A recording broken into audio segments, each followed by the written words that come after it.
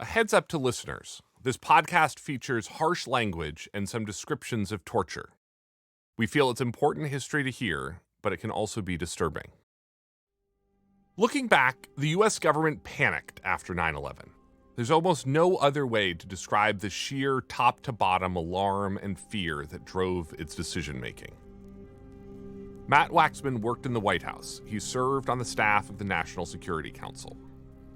The sense within the White House, within the government after 9/11, that another big attack was probably coming, and that it might involve weapons of mass destruction, especially a biological or radiological weapon.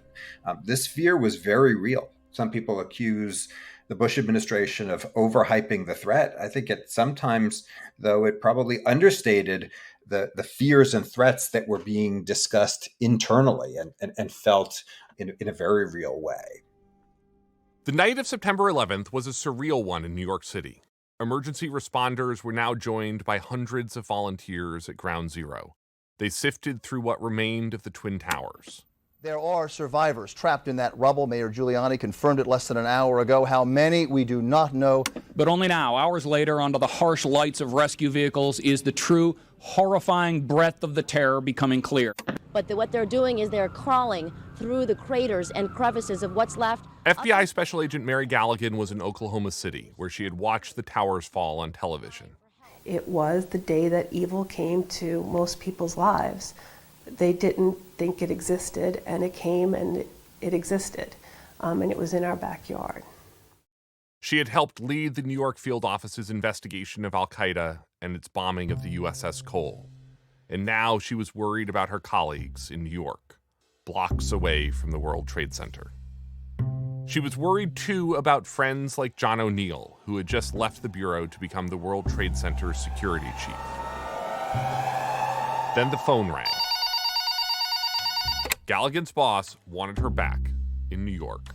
She was going to help lead the FBI's investigation into the attacks. Soon, Galligan was aboard an Air Force flight headed to New York City. She sat alongside pallets of blood being rushed to the attack site for potential survivors. Years later, at a 9/11 memorial, Galligan recounted that day. Arrived at an Air Force base in New Jersey around 7 o'clock at night, and two agents picked me up and drove me to Ground Zero.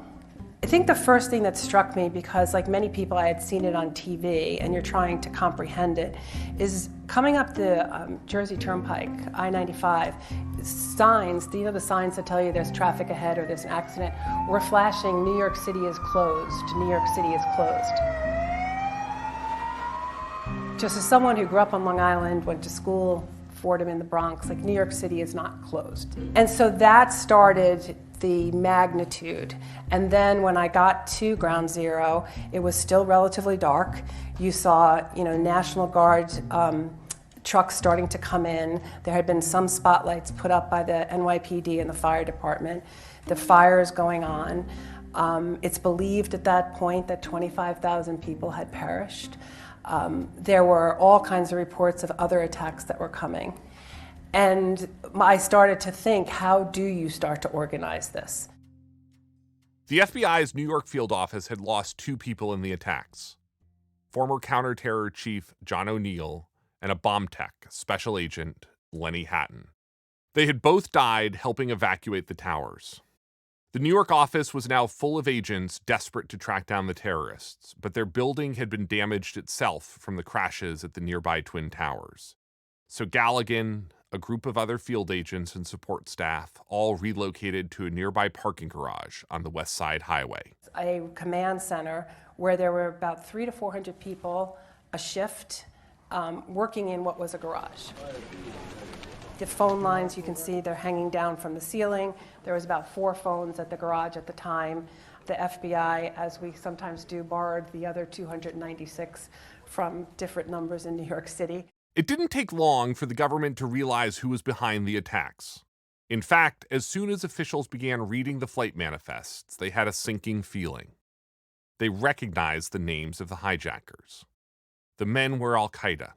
They'd purchased tickets under their actual names, and the U.S. government had never noticed. Now, the other thing that was very obvious in the beginning is, were there other attacks coming?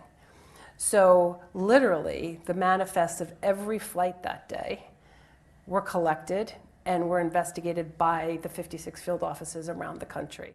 The Bureau pieced together much of the terror plot within a few hours, and those flight manifests led to one of the most consequential puzzles of 9/11.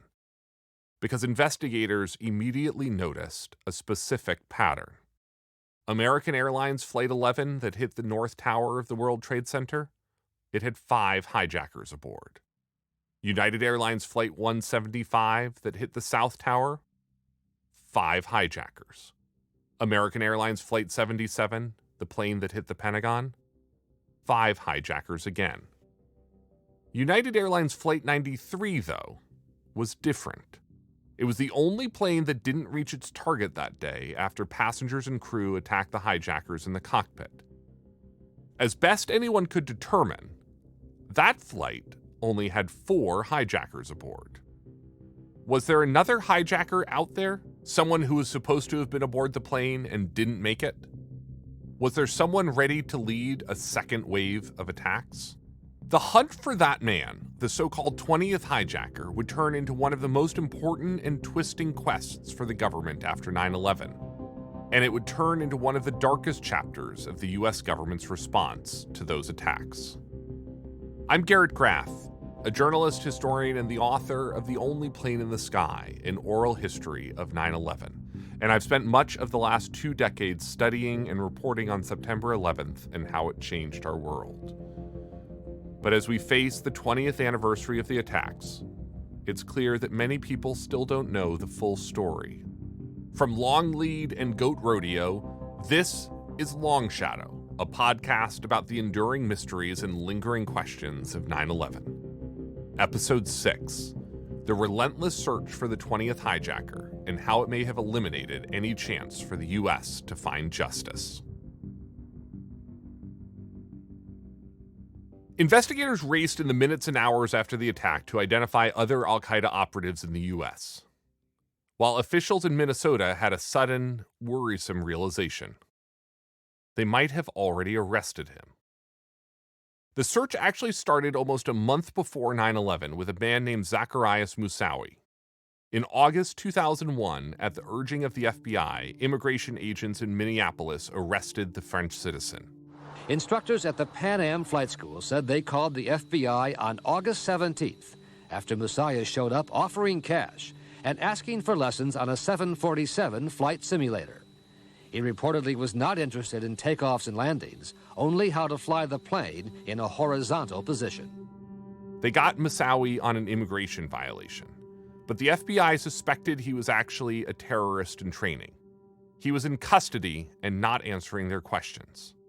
Just a month before 9/11, the FBI still didn't know how, where, or when, but they assumed Moussaoui was plotting an attack against the United States.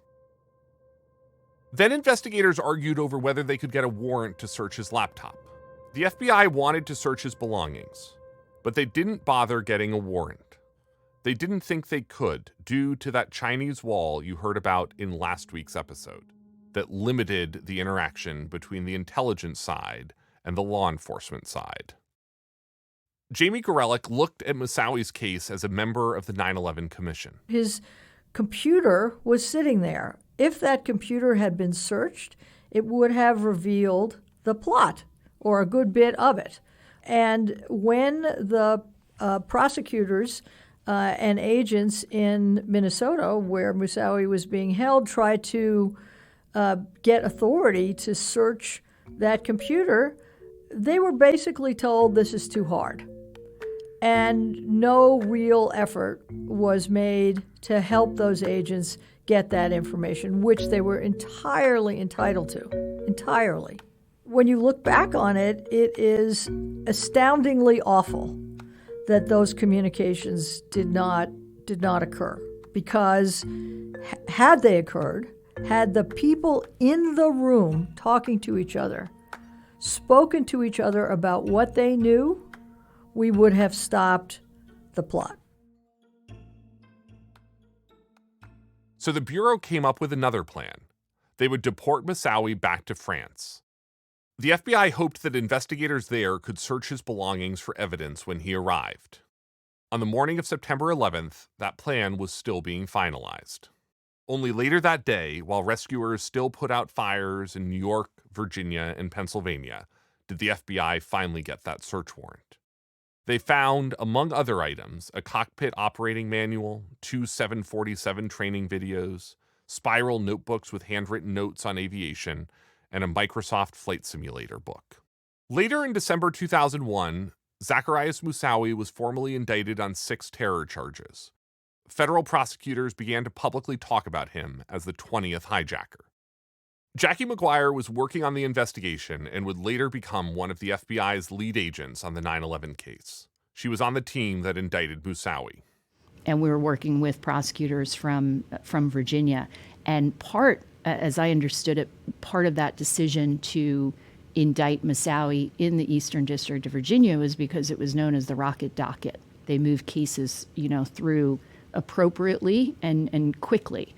What we found with Moussaoui was that it was not quite the rocket docket because there were so many different issues that arose.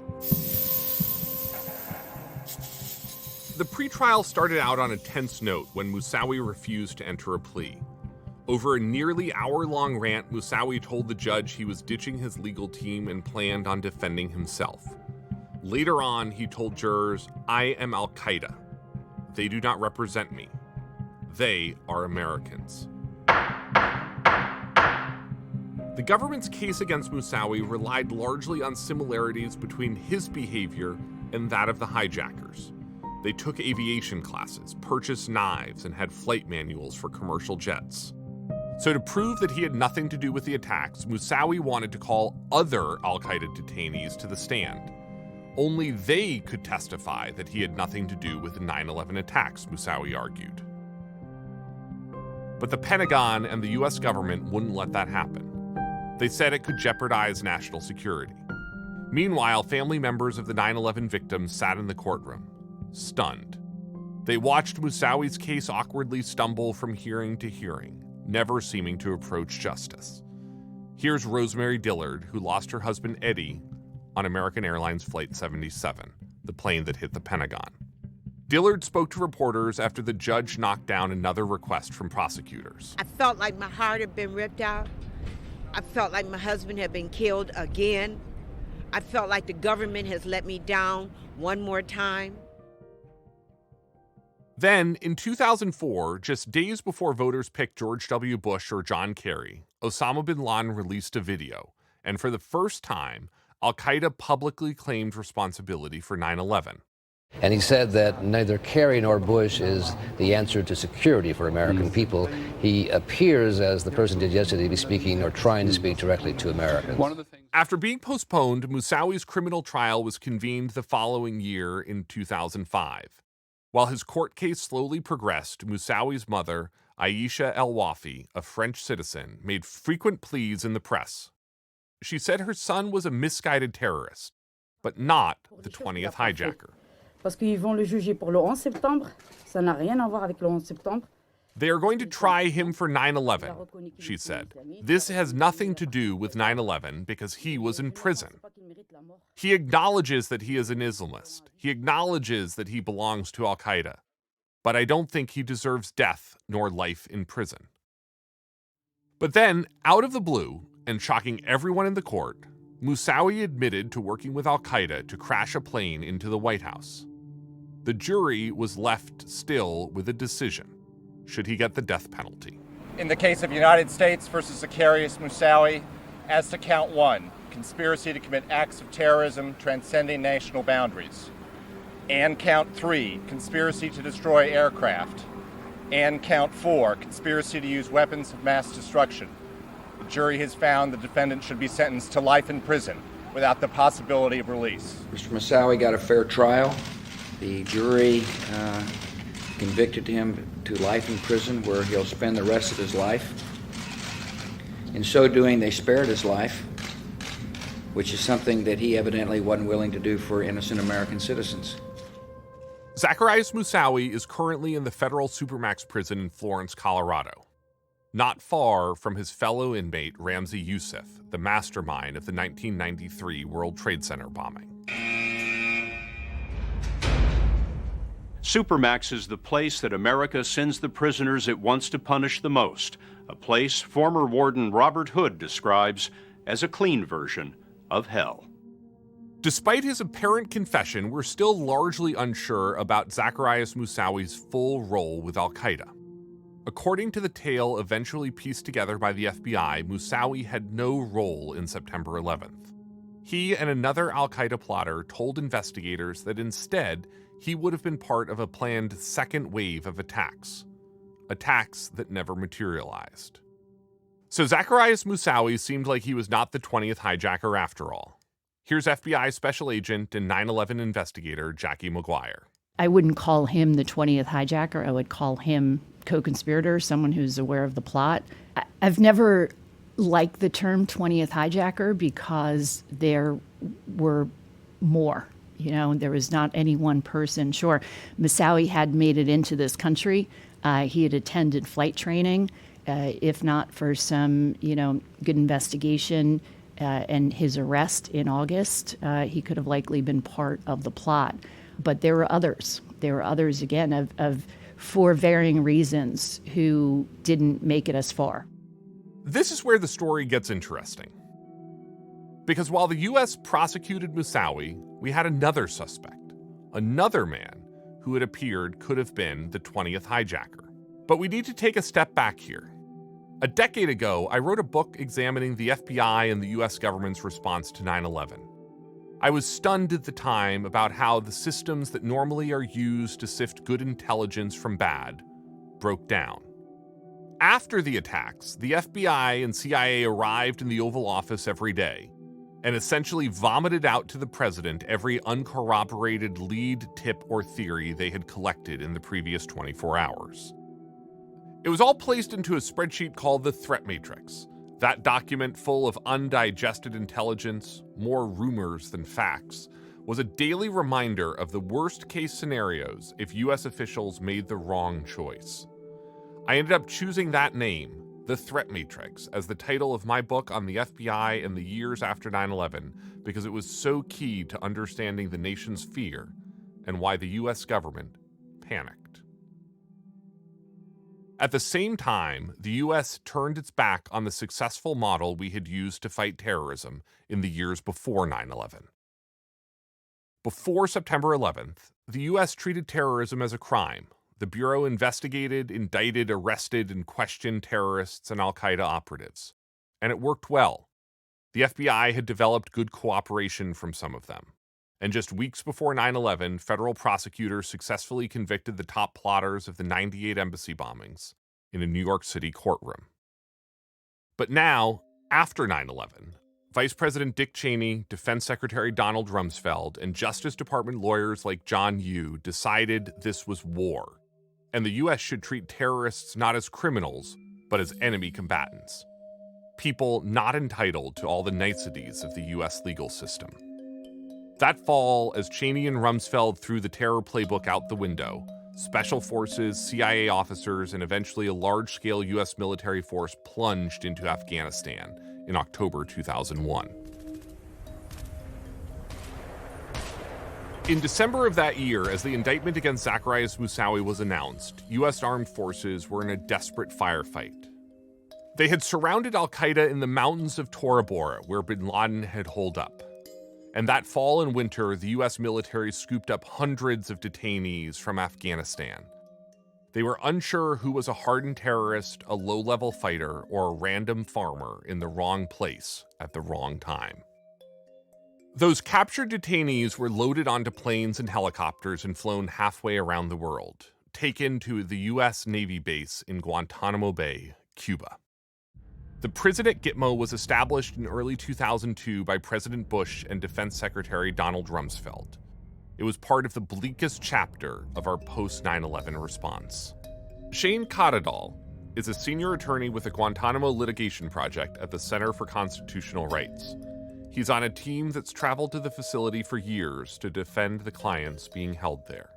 folks typically got processed in Afghanistan and Pakistan by the U.S. and then shipped off to Guantanamo, 8,000 miles away. And, I think people understand that process produces a lot of false positives. There are a lot of people who shouldn't be arrested who are. I think what they don't understand is the pressure that process produces on the interrogation process, right? The idea that you are taking people 8,000 miles away from where they were captured and handing them off to a bunch of 20-something novice interrogators and saying, well, if they're telling you all that they don't know anything about 9/11 and bin Laden, you're not squeezing hard enough. When you have an enormous amount of chaff, to go with a kernel or two of wheat, it produces all the perfect incentives for the abuses that we saw. The suspected terrorists wouldn't be arrested and sent through our justice system as every previous terrorist and al-Qaeda operative, including Zacharias Moussaoui, had been for decades. Instead, they were prisoners of the global war on terror, held without access to due process, U.S. courts, or habeas corpus. At its peak, the camp at Gitmo would house almost 700 prisoners, all swept up overseas, transported directly to Guantanamo Bay. There, the U.S. government argued it could hold them indefinitely without charges. Here's Matt Waxman, a member of the Bush administration. Years later, he would tell a congressional committee that the facility at Guantanamo Bay should close. Some of us in the Bush administration did believe that while criminal law enforcement wasn't enough to deal with al-Qaeda detainees, Guantanamo wasn't a good long-term solution either. We wanted to explore some alternatives. I don't think there was an appetite for that at the top of the administration. It took months, years really, for the U.S. government to sort through the prisoners it held at Gitmo. And it wasn't until the summer of 2002 that the FBI got around to fingerprinting an anonymous detainee known as 063. His low number an indication of how early he'd arrived at Guantanamo. As far as the interrogators knew, detainee 063 had maintained his innocence. According to the story he told his captors, he was just in Afghanistan looking for falcons. But when the FBI ran his fingerprints, it turned out the man had a name that was familiar to them. A month before the attacks on August 4th, 2001, immigration officer Jose Melendez Perez was at his desk in the arrivals hall of Orlando International Airport, checking the passengers on a flight from London. A young Saudi man named Mohammed Al-Qahtani appeared at his desk seeking entry to the United States. Here's Jose later testifying before the 9/11 Commission. Subject documents appeared to be genuine. A search of the subject and his personal belongings were also negative. Subject was enrolled in IDEN and photographed. In addition, a complete set of fingerprints was taken on Form FD-249. Through my INS training and military experience, my first impression of the subject was that he was a young male, well-groomed, with short hair, trimmed mustache, black long-sleeve shirt, black trousers, and black shoes. He was about 5'6" and in impeccable shape. With large shoulders and thin waist, he had a military appearance. I had the impression of the subject that he had knowledge of interview techniques and had military training. Under questioning, Al-Qahtani raised eyebrows. He had around $4,000 in cash, but didn't appear to have any real plans in the country, a return ticket, or a hotel reservation. The subject became visibly upset and in an arrogant and threatening manner, which included pointing his finger at my face, stated that he did not know where he was going when he departed the United States. What first came to mind at this point was the subject was a hitman. My wife said that I was watching too much movies. The subject was very hostile throughout the entire interview that took approximately 1.5 hours. Our father explained to the AAPD that when the subject looked at me, I felt bone chilly cold effect. The bottom line, he gave me the chills. In the end, after talking to his superiors, Agent Jose Melendez Perez suspected Al-Qahtani was what immigration officials called mala fide. Basically, he didn't have a good reason for coming to the United States. Al-Qahtani was rejected entry and sent back to Europe. But the story got even more intriguing when the FBI began to assemble more pieces. Someone at the same Orlando airport that day had telephoned a known al-Qaeda number in Europe. Then, when agents pulled the surveillance videos from the airport parking lots, they found the ringleader of the hijackers, Mohammed Atta, sitting in a car, seemingly waiting for someone. The puzzle began to come together. Atta had been there to collect the man stopped at customs, Mohammed al-Qahtani. Then the would-be operative was held up by immigration. When al-Qahtani never emerged, Atta called back to Al-Qaeda HQ to double-check if he had made the original flight. Mohammed al-Qahtani, it seemed, was the 20th hijacker of 9/11. With the new connections and information gleaned from their post-9/11 investigations, the FBI wanted to interrogate al-Qahtani and Gitmo. But the Defense Department had other ideas. They were under tons of pressure to prevent a so-called second wave of attacks, and many in the U.S. government were frustrated by the slow progress interrogators were making with other al-Qaeda detainees. So that summer, over the objections of the FBI, the military and CIA officers at Gitmo secretly began a program known as enhanced interrogations. This system was kept secret from the U.S. public at the time, but strongly embraced by the Bush administration. They said it was the only method to secure intelligence from the most dangerous men in the world. They argued that Gitmo detainees were so set on killing Americans that they couldn't be treated as normal criminal defendants. Here's Don Rumsfeld speaking to reporters in 2005. And what's taking place down there is responsible, it's humane, it's legal, it's proper, it's consistent with the Geneva Conventions, and after a period, that will sink in. Let there be no doubt.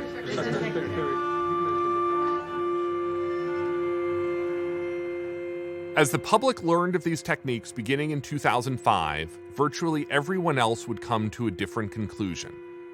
In the years ahead, these techniques would simply be called torture.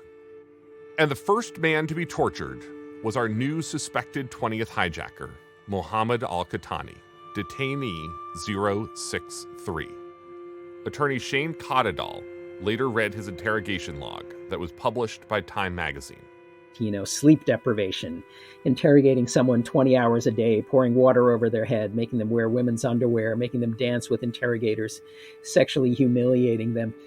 All the kind of things that we're familiar with from, later on the CIA's detention program in black sites, right? But the very first of the special interrogation plans, the very first torture plan concocted in Washington, D.C., was concocted for Mohammed al-Qahtani. It purports to show that over the course of about 60 days, these techniques, when applied, slowly drive the detainee being interrogated insane, right? He starts to, quote unquote, break down. The end of the story in the log is that his heart rate starts to slow down into the 20s, and he's whisked off to the emergency room down in Guantanamo, and they have to stop the special interrogation program, essentially because it's so brutal that it's almost driving him to the point of physical death, right?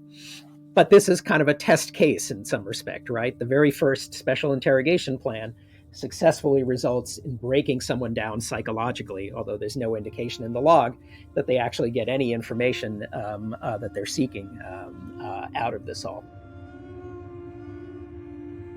While he was in U.S. custody, al-Qahtani was also placed in so-called stress positions. They included being forced to stand on his feet to deny him sleep. Defense Secretary Don Rumsfeld signed off on a memo approving these tactics. Next to his signature, Secretary Rumsfeld, who died in July 2021, even left a handwritten note. "I stand for 8 to 10 hours a day," he said. "Why is standing limited to just 4 hours?" Al-Qahtani was so abused by military personnel that he had to be administered IVs and enemas to keep his body functioning. Then, in 2004, the Defense Department announced that Mohammed al-Qahtani seemingly admitted to his crimes. He apparently told interrogators he trained at al-Qaeda camps, met with Osama bin Laden several times, and Qahtani said that he'd been sent to the U.S. by Khalid Sheikh Mohammed, one of the 9/11 masterminds, apparently to hijack a plane on September 11th. By then, the Bush administration launched an effort to bring the so-called worst of the worst to trial, but they still wouldn't see a civilian courtroom. Instead, they'd be prosecuted under so-called military commissions, last used in the U.S. to try Nazi saboteurs in World War II. In 2006, Congress passed the Military Commissions Act, giving this new trial system a green light. This bill will allow the Central Intelligence Agency to continue its program for questioning key terrorist leaders and operatives like Khalid Sheikh Mohammed, the man believed to be the mastermind of the September the 11th, 2001 attacks on our country. This program has been one of the most successful intelligence efforts in American history. The Military Commissions Act will also allow us to prosecute captured terrorists for war crimes through a full and fair trial. Despite the Bush administration's argument that the detainees at Gitmo were beyond the reach of U.S. law, the prisoners and civil liberties attorneys had eventually won the right to legal representation. Shane Cottadall was horrified by al-Qahtani's treatment, and his team had taken on the case in 2008. At first, many didn't know why the attempts to prosecute al-Qahtani kept falling apart. Then, in 2009, we were given a clear reason why. Courtesy of Susan Crawford, the convening authority for the U.S. military commissions. She decides which cases go to the military commissions and which do not. Today, Crawford revealed to Bob Woodward at the Washington Post that the U.S. cannot prosecute Saudi prisoner Mohammed al-Qahtani, an alleged 9/11 plotter, because, quote, "We tortured Qahtani. His treatment met the legal definition of torture, and that's why I did not refer the case for prosecution. It was abusive and uncalled for and coercive, clearly coercive." So Mohammed al-Qahtani had been left to languish, uncharged in Gitmo, where he remains to this day. As his attorneys like Shane Cottadall dug deeper into their client's past, they found a very different picture of Mohammed al-Qahtani. They found his life before al-Qaeda was derailed by undiagnosed schizophrenia that was worsened by a childhood head injury stemming from a car accident. At one point, long before 9/11, Saudi police had even pulled al-Qahtani from a dumpster naked. Al-Qahtani's attorney, Shane Cottadall, again. In order to think that there was something kind of culpable that he should be held accountable for, you'd have to believe that the plotters of this very secret, this covert conspiracy that they managed to hide from our intelligence agencies until it all happened, that the plotters were willing to bring in someone who had shown no ability to control his own behavior, who was manifesting schizophrenic symptoms all the time. And to me, you know, whatever else we think about the folks who planned and carried out 9/11, you know, they weren't buffoons, you know, they pulled it off. You know, I just have the hardest time believing that anyone competently planning a covert conspiracy would bring someone schizophrenic into the fray in any regard, right? Whether it was, you know, unknowingly or not. It just seems like too grave a risk. If al-Qahtani was supposed to have any real role in the 9/11 attacks, he probably wasn't the mythic 20th hijacker. As his case wound its way through Gitmo, FBI investigators found that they had probably been asking the wrong question all along. It wasn't that there was a specific plan for a 20th hijacker. Instead, al-Qaeda had tried to enlist a whole host of other hijackers. A 20th, yes, but also probably a 21st, a 22nd, maybe a 23rd, a 24th. Al-Qaeda had simply wanted as many boots on the ground as it could get in the United States ahead of the plot. And on the morning of September 11th, it found it had 19. In fact, Jackie McGuire and her FBI colleagues had even been able to identify some of these other would-be hijackers, men who dropped out of the plot even earlier. They found one of the hijackers from Flight 93 had even listed another Saudi friend who he hoped to travel to the U.S. with.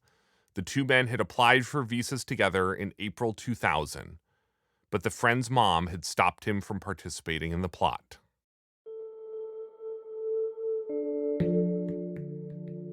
Meanwhile, the torture programs at Guantanamo Bay left a stain on any attempt to prosecute the facility's remaining detainees. It took years for the U.S. government to sort out the mess it had created in Cuba. Over the past 12 years, the number of detainees there has dropped as those who have been deemed no longer a threat or innocent all along have been released. Now, 20 years later, the camp at Guantanamo Bay is still in limbo. It continues to house increasingly geriatric al-Qaeda prisoners that the U.S. doesn't know what to do with. Since it took over in January, the Biden administration has transferred just a single prisoner. Now, there are 39 left. That includes Mohammed al-Qahtani, the only enemy combatant who the U.S. has admitted to torturing. In February 2021, his defense team reported that the now middle-aged Saudi citizen has repeatedly tried to commit suicide. The attempts have been driven by his now diagnosed schizophrenia, plus PTSD from his abuse by U.S. captors. The other difficult thing is that having been detained for so long under such terrible conditions, the voices in the last 3 years or so are finally starting to tell him that he should hurt himself, which is a completely new thing. He, I think, realizes this stage that this is happening, that there's kind of another set of voices within his head that are telling him to do things that are harmful to himself, and he's kind of terrified of it. But, it's the natural progression that you would expect for someone who isn't given treatment for a serious psychiatric disorder for a good 14 years worth of his detention. As the 20th anniversary of 9/11 now arrives, none of the al-Qaeda operatives, including the plot's mastermind, Khalid Sheikh Mohammed, have faced trial yet. Instead, the U.S. is bungling of their treatment and the dark decisions of the Bush administration, made in fear in the weeks after 9/11, have robbed the victims' families of any hope to see justice done.